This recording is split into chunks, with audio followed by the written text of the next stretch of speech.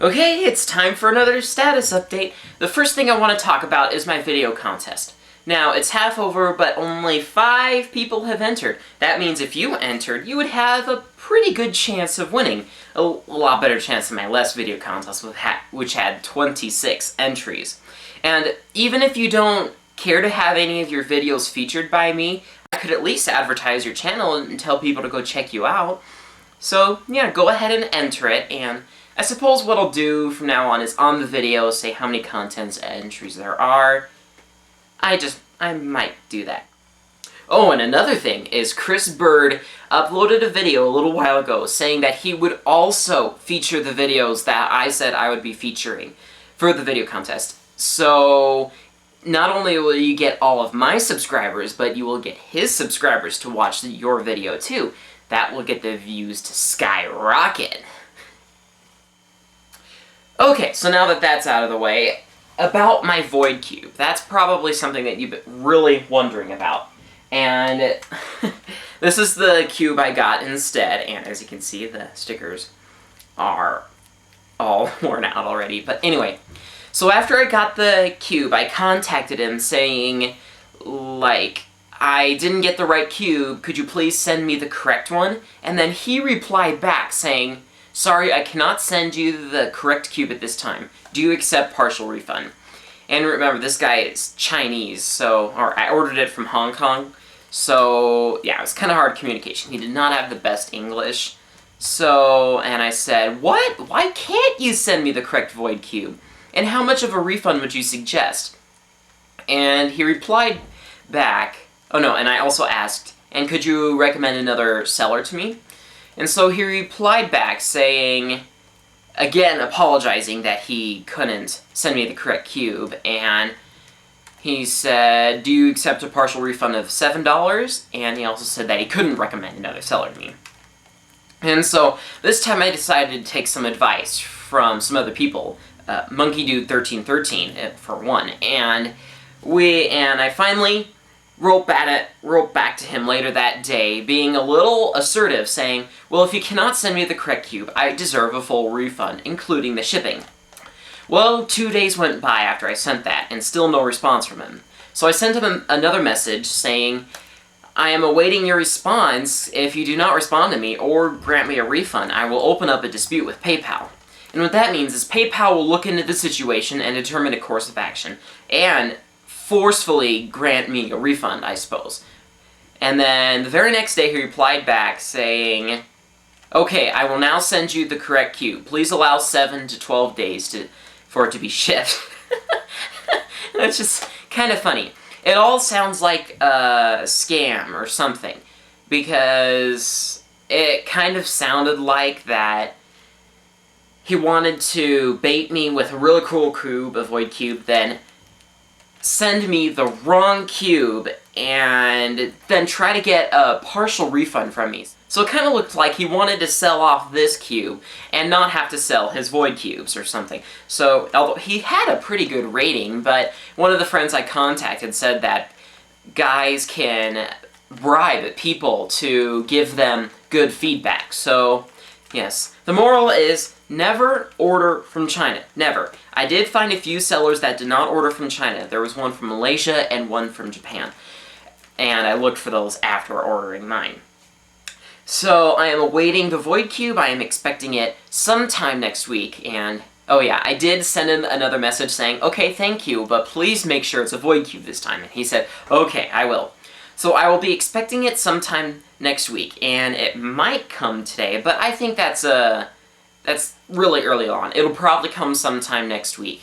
And as I was, you may be wondering what kind of cube I got. You know, I didn't want to ask the seller, because then I would kind of seem to have interest in the cube, and I didn't really want him to show that, because I wanted either a full refund or a Void Cube. I did not want him to know that I was a little bit happy with the cube, so, because I would not have ordered this, otherwise I wanted a Void Cube. I would not have bought this if I hadn't gotten it for free. And thanks to SkillzMaster, I think that's what his name was. I'll put an annotation down there correcting myself.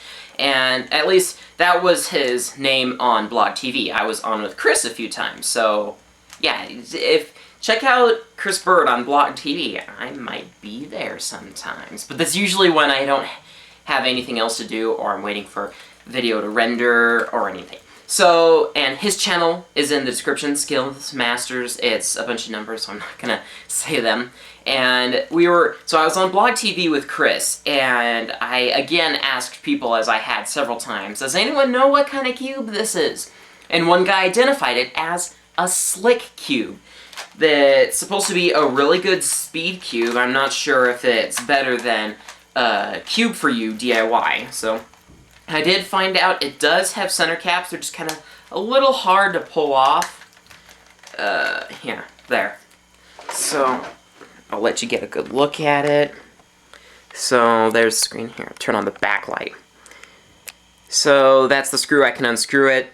And this is the little center cap. It's got, focus you. And it's got little air socket things so that the air can escape when you're pulling it out and such.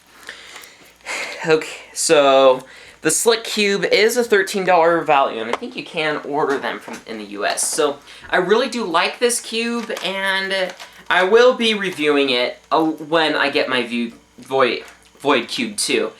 And the stickers peeled as soon as I got it. I mean, I barely played with it, and so yeah, you can see how badly the stickers are wearing out.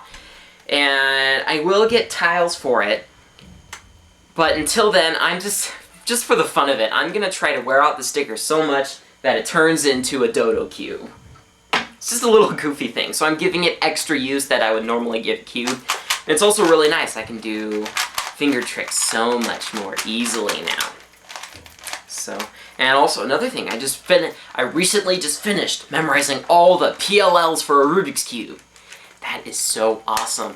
And I'm still getting the hang of the last few I memorized, but now I have the daunting task of memorizing the remaining 48 OLLs. Okay. So, anyway, I'm glad to know what kind of cube I have now.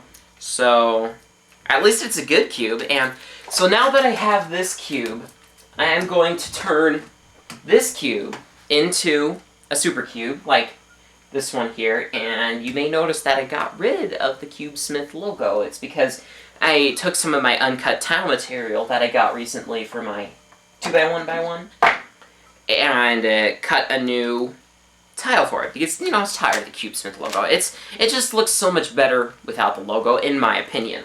So this, I will draw teeth on this, and as I said in an earlier video, I'm going to try to get like those letter guard things. I'm not sure what they're called, but they're little cutout letters in the plastic, and then you can just run the marker through the marks to draw a perfect T. So we'll see how that turns out. So this will be my main speed cube, and then after I give my review on the shade shifting stickers, which I hope to do right after this video, is I am going to take, because as I've said, I don't like them, so I'm going to take the stickers off, and I'm going to take these two cubes and turn them into a Siamese fused cube, although it's just mostly called a fused cube, but it's Siamese because they're both connected together. So that'll be fun to do, and I can finally get rid of these, because just look how much the stickers are peeling there. You know, remember I made them, so yep, those are my plans. I'm very excited to make that fused cube. That will be really fun. So, and this is crazy. I never would imagine I would have 6 3x3s. I mean, I thought 2 was a lot before. But, you know, after I make my fused cube, then it won't seem to have as many. And just to, guys, let you know, after I get my Void Cube, the next cube I intend to get would be a Megaminx. And this was the cheap imitation I made. It's nothing more than 4 2x1x1s all glued together. So, yeah, it's just 4 little pyramid things that's been on it. So that will be my next puzzle, but I also intend to get a black V-Cube collection when I get the money for it. So I will take the... Oh, I'm not sure if I've said this in another video, but if I have, I'll say it again. So I'm gonna take the V-Cube 5 and the V-Cube 6, modify them with the modifications I came up with, and then sell them on eBay, and then keep the black V-Cube 7 for myself. and hopefully turn that into a Super Cube, which will be the first VCube 7 Super Cube on YouTube. That is, if no one steals my idea before that. But whatever, if you want to make a 7x7 Super Cube, go ahead. I'm gonna be cutting my own tiles and then drawing on the T's. So, getting the VCube collection, you know, and since the prices have decreased, I will be able to, it will cost me less to modify them, and then hopefully I can make a much better profit than it's just $23 than the last VCube 6 that I sold on eBay. So, and I will be starting the bid at the cost. So, like, I'll start this at, like, $40. That may be the price that will cost me with the collection. And then also, I plan to get a Dremel too, so yeah, all of this is going to be very expensive, and I do have some money saved up, and I'm hoping to get more money. So with that Dremel too, it'll be really nice, and then when I get the Dremel, I will make a tutorial on how to modify a Chinese Megaminx to make it better. So just basically showing you to smooth down every sharp edge in it so that they don't get caught on each other. I've already modified it a little bit with just a hobby knife, which is too strenuous. If you want to modify your Chinese Megaminx, and if you don't have a trouble, don't bother. It's not worth the time. Just get a better Megaminx, in my opinion. So, but if you have a Dremel tool, go for it. And also, another thing that I got in the mail was a letter from Google. This wasn't my first check. It was just, you know, it's just something that you don't find in your mailbox every day. They were confirming my address, so they sent me this little card with a PIN number that I had to enter in. And then they also had to, no, they had to call me. So I pressed a button, recording called me, gave me a number, and I punched it in the computer. Then after that, I also had to enter in a bunch of tax information so that I can get properly paid. And for any of you, now, yeah, I'm not trying to brag, but for any of you who wonder how much money I've made, and Chris, you may want to mute the thing for the next 10 seconds or so. Yeah, anyway.